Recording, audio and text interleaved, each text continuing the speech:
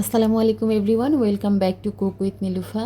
তৈরি করে দেখাবো অত্যন্ত মজাদার একটি স্ন্যাক্স আইটেম। এই স্ন্যাক্স আইটেমটি আপনারা ঘরে থাকা সামান্য কিছু উপকরণ দিয়েই তৈরি করে নিতে পারবেন। একদম অল্প সময়ে এই মজার স্ন্যাক্সটি তৈরি হয়ে যাবে। তো স্ন্যাক্সের জন্য আমাদের দুইটা আলু প্রথমে সেদ্ধ করে নিতে হবে। এখানে আমি দুইটা মাঝারি সাইজের আলু সেদ্ধ করে নিয়েছি। আর স্ন্যাক্সের পুরটা আমরা আলু দিয়েই তৈরি করে নিব।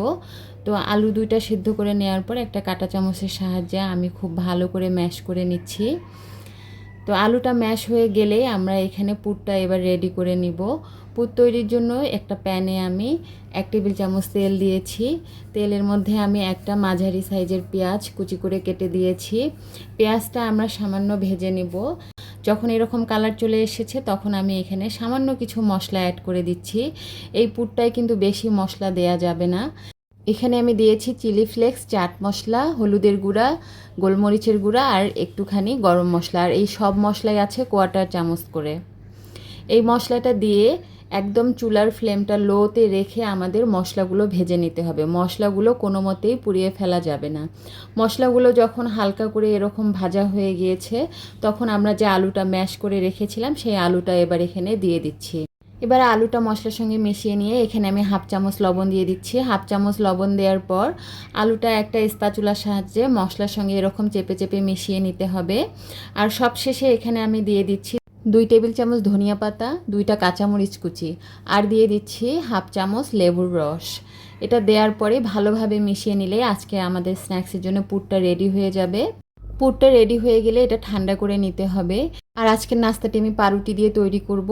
এজন্য এখানে আমি 6 পিস পাউরুটি নিয়েছি। 6 পিস পাউরুটি দিয়ে আমাদের 6টি এরকম বড় বড় স্ন্যাক্স তৈরি হয়ে যাবে। তো পাউরুটির আমি সাইডগুলো এরকম করে কেটে বাদ দিয়ে দিচ্ছি।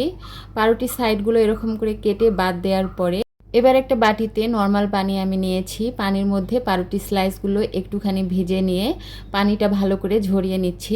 এরপর আমরা যে আলুর পুরটা বানিয়ে রেখেছিলাম সেই পুর থেকে কিছুটা অংশ নিয়ে এরকম করে পাউরুটি স্লাইসের মধ্যে দিয়ে আমরা এটা মুড়িয়ে নিলেই আমাদের স্ন্যাক্সটা আজকে তৈরি হয়ে যাবে।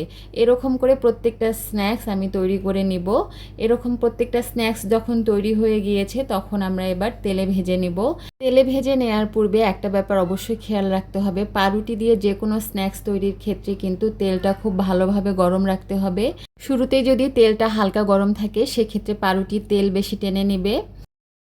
নাস্তাগুলো যখন এক সাইডে এরকম সুন্দর একটা কালার চলে এসেছে তখন আমি আরেকটা সাইড উল্টে দিচ্ছি। এই নাস্তাটি একটু সময় নিয়ে 5 থেকে 7 মিনিট ভেজে নিলে নাস্তাটি খুব সুন্দর মুচমুচে তৈরি হবে। নাস্তাটি যখন দুই সাইডে এরকম সুন্দর একটি কালার চলে এসেছে তখন আমি এগুলো নামিয়ে নিচ্ছি। আশা করছি আজকের এই রেসিপিটিও আপনাদের সামনে আমি খুব সহজভাবে উপস্থাপন করতে পেরেছি। রেসিপিটি যদি ভালো লেগে থাকে তাহলে লাইক, কমেন্ট, শেয়ার করে দিবেন। আর আমার চ্যানেলে যদি আপনি নতুন হয়ে থাকেন তাহলে দয়া করে চ্যানেলটি সাবস্ক্রাইব করে দিবেন।